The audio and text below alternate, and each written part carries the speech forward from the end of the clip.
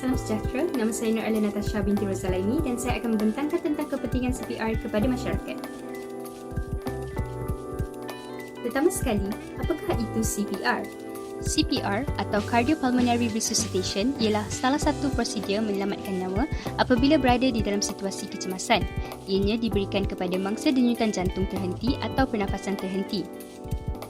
Jadi, kenapa perlunya CPR ini dilakukan? Sebab utamanya ialah untuk mengelakkan berlakunya kematian mengejut yang disebabkan oleh jantung terhenti atau serangan jantung. Jantung terhenti atau cardiac arrest ini ialah keadaan di mana jantung terhenti secara tiba-tiba.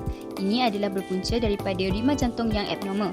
Manakala, serangan jantung atau heart attack pula disebabkan oleh aliran darah ke jantung yang tersumbat oleh kerana pengumpulan plak pada dinding arteri. Maka, apabila elemen CPR seperti pernafasan mulut ke mulut dan tekanan dada dilakukan kepada mangsa serangan jantung dan jantung terhenti ini, darah yang mengandungi oksigen akan terus mengalir ke otak dan organ mangsa yang lain. Justru, CPR ini perlulah dilakukan secara berterusan sehingga bantuan perubatan tiba kerana ianya akan mengganti fungsi jantung terhenti tersebut. Oleh itu, bagaimanakah pula teknik yang betul untuk melakukan CPR? Teknik CPR ini bergantung kepada 6 panduan berikut iaitu Doctor's Cap. D adalah untuk danger. Adalah penting untuk kita memerhatikan persekitaran bagi memastikan keadaan sekeliling adalah selamat sebelum menghampiri mangsa. R pula adalah untuk response. Sentuh atau goncang perlahan badan mangsa dan bertanya soalan seperti anda tidak apa-apa untuk mendapatkan respons mangsa. Jika tiada respons, shout atau jerit untuk meminta bantuan dan telefon talian kecemasan. C pula untuk circulation. Ambil alih tugas jantung untuk mengebam darah dengan melakukan tekanan dada. Pertama sekali, rasa bahagian sternum dengan menggunakan 2 jari. Letak pergelangan telapak tangan pada bahagian tersebut dan kunci genggaman dengan tangan yang sebelah lagi. Tekan dada mangsa dengan kuat dan cepat. Kuat bermaksud pada kedalaman 2 hingga 2.4 inci dan cepat bermakna 100 hingga 120 tekanan per minit. A pula untuk airways. Buka saluran udara dengan meletakkan satu tangan di dahi dan 2 jari di bawah dagu. Dongakkan mangsa, picit hidung dan hembus kuat ke dalam mulut selama sesaat. Pastikan dada naik ke atas sebelum memulakan hembusan kedua. Teknik ini perlu dilakukan 2 kali bagi setiap 30 tekanan dada. B pula untuk breathing. Lakukan 3 perkara ini. Lihat, dengar dan rasa pernafasan mangsa.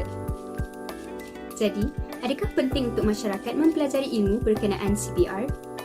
Kepentingan yang pertama ialah CPR ini mampu menyelamatkan nyawa. Dengan teknik CPR yang dilakukan ke atas mangsa, aliran darah yang beroksigen akan dapat dikekalkan di dalam badan dan ini dapat mengelakkan berlakunya kematian sel pada organ penting seperti otak dan jantung. Hal ini kerana tanpa CPR, seseorang individu itu boleh mati otak dalam masa 10 minit sahaja. Namun, ini semua dapat dielakkan dengan CPR. Yang kedua ialah pengetahuan tentang CPR dalam kalangan masyarakat akan dapat mewujudkan komuniti yang selamat dan sejahtera. Sebagai contoh, berikut merupakan selingan video daripada Twitter yang membuktikan kepentingan CPR kepada masyarakat. Warga emas yang mengalami masalah jantung di dalam video tersebut telah dapat disedarkan semula selepas 10 minit melalui teknik CPR sahaja. Yang ketiga ialah pengetahuan tentang CPR akan dapat mengelakkan situasi cemas ketika memberikan bantuan. Ini kerana apabila setiap ahli masyarakat mempunyai kemahiran melakukan CPR, masyarakat akan lebih bersedia untuk memberikan bantuan dan setiap individu akan tahu apa yang perlu dilakukan sewaktu kecemasan. Yang keempat adalah mengelakkan berlakunya kesilapan semasa CPR. Masyarakat kita terdiri daripada pelbagai peringkat usia dan setiap peringkat ini memerlukan teknik CPR yang berbeza. Sebagai contoh, teknik tekanan dada dan kekuatan yang perlu dilakukan adalah berbeza mengikut kategori dewasa, kanak-kanak dan bayi. Bagi dewasa dan kanak-kanak, tekanan dada mestilah dilakukan pada kedalaman 2 inci, manakala untuk bayi pula tekanan hanya dilakukan menggunakan 2 jari dan pada kedalaman 1.5 inci sahaja. Malah, hembusan udara ke mulut bayi juga perlulah tidak terlalu kuat kerana ia boleh merosakkan paru-paru bayi.